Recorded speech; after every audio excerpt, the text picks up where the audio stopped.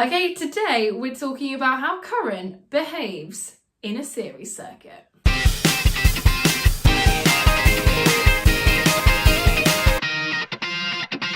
First things first, if you're unsure at all about what current is, do make sure that you go back and check the previous video. Right, I want to start this video with a rule. Current in a series circuit is the same at every point. Is that it? Yeah, it's actually not a trick, it actually is that straightforward. But we're going to dig into this rule a little bit. In order to do it, we're going to consider an analogy. This analogy will apply to future videos too. We're going to imagine that our coulombs are postmen and the wires in our circuits are the roads that the postmen are driving on. Stick with me. Remember from our previous video that current is the number of coulombs passing a point per second. So in our analogy where the postmen are the coulombs, it's going to be about how quickly my postmen are driving down the roads. Okay, let's look at a circuit. This particular circuit has a current of 2 amps flowing through it. And since the current in a series circuit is the same at every point, if there are 2 amps here, then there are 2 amps here, and here, and here. You get the point. If we're thinking about our postman, it is as if this particular road has a speed limit. So the speed that my postmen are travelling here should be the same as here, here, here, so on and so forth. Let's change my circuit up a little bit. Call me crazy, I'm going to add another bulb to my circuit. Now in this circuit, I have 1 amp running through my circuit instead of my previous 2. Now I've changed my circuit up, it's as if I have changed my road to a different speed limit.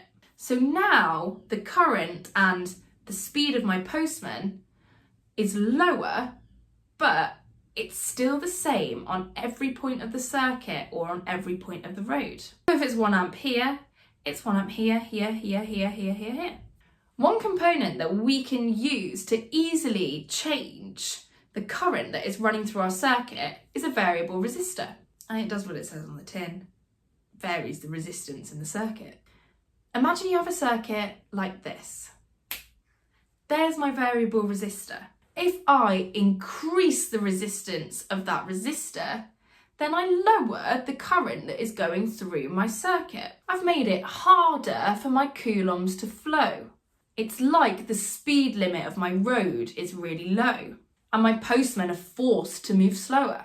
If I take my variable resistor and turn the resistance of it down, so I have a lower resistance in my circuit, then I make it much easier for my current to flow. I have a higher current in my circuit, it's as if my postmen are going around at a higher speed, like I've increased the speed limit. Let's do a quick example. What is the current at points A and B? Well, my current in a series circuit is the same at every point, so at point A, it must also be 6 amps if it's 6 amps over here. In circuit B, I've kept the exact same circuit, but I've added an extra identical bulb.